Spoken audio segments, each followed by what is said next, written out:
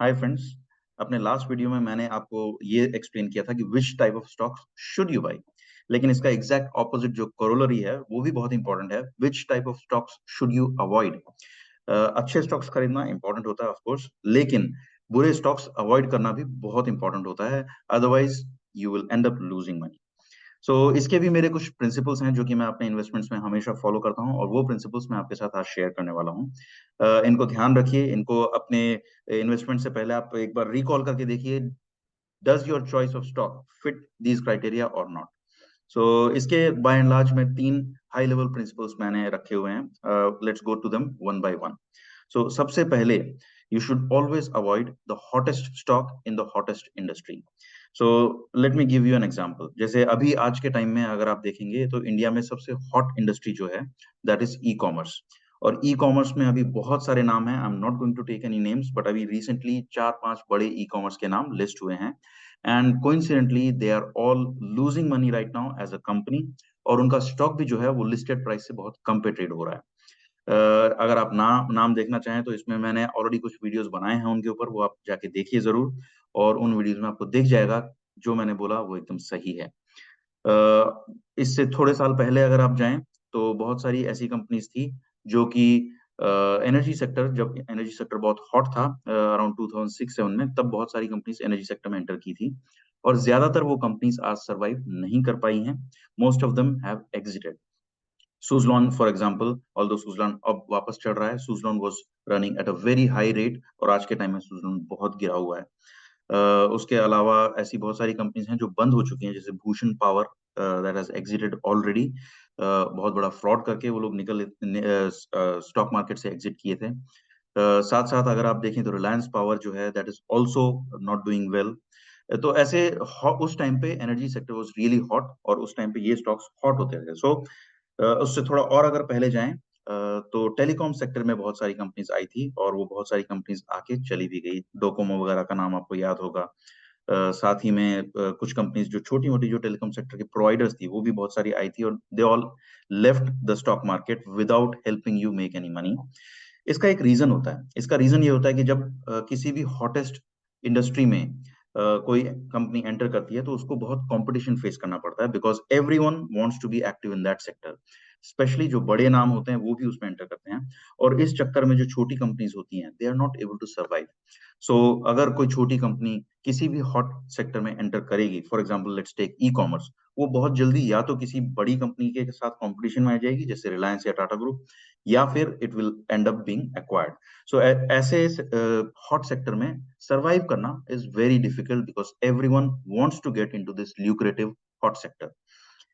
अभी दूसरा एक और हॉट सेक्टर जो चल रहा है that is EV, electric vehicles जो है, उसमें भी आप देखेंगे कि धीरे धीरे बहुत सारे एंट्रेंस एंटर करेंगे, लेकिन जैसे ही वो एंटर करेंगे, चाइना अपना फेक सामान यहाँ पे भेजने लगेगा और वो उनको कंपटीशन देने लगेगा। So it's really difficult to survive in the hottest sector at the hottest time. जब ये सारे स्टॉक्स और सेक्टर जो हैं ये थोड़े कूल ऑफ हो जाएं, then you can think of entering the right companies which will be maybe in 3 or 4 years. But right now, whatever is the hottest, stay away from that. दूसरा जो मेरा प्रिंसिपल जो है वो, I try to avoid companies which are trying to grow by diversifying. देखिए, इसमें मैं बात टाटा ग्रुप या बिरला या रिलायंस ग्रुप की नहीं कर रहा हूँ, बिकॉज इन कंपनीज ने ओवर द टाइम एस्टेब्लिश कर लिया है अपने आप को, और इनने प्रूव कर दिया है कि we can diversify and grow.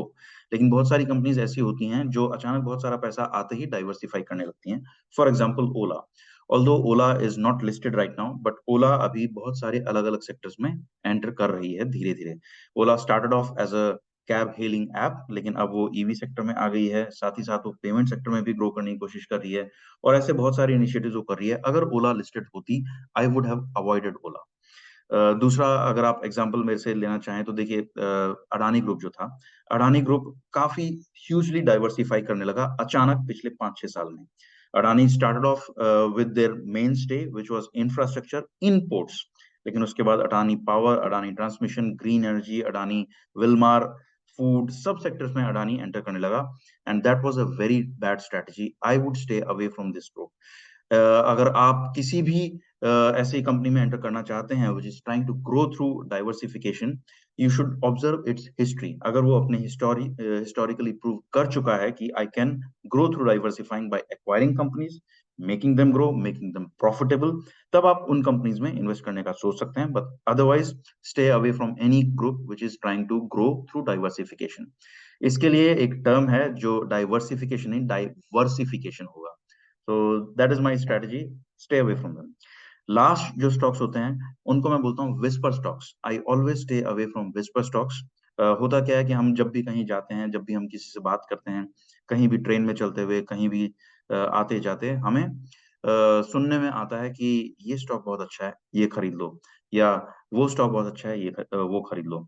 और हम अपने दोस्तों से जो स्टॉक मार्केट में या तो एक्टिव हैं या जो स्टॉक मार्केट में बड़े क्लोजली फॉलो करते हैं उसको, उनसे भी ये बहुत सारे टिप्स सो कॉल्ड हमें मिलती हैं। I always stay away from them, because जब तक मैं अपना खुद का एनालिसिस नहीं कर लेता हूँ, जब तक मैं अपने खुद के स्टॉक्स को असेस नहीं कर लेता हूँ, I do not make an investment on them. So these whisper stocks are definitely going to make you lose money. Stay away from them. There might be some good opportunities in this whisper stocks also, but आप उसको खुद evaluate करिए।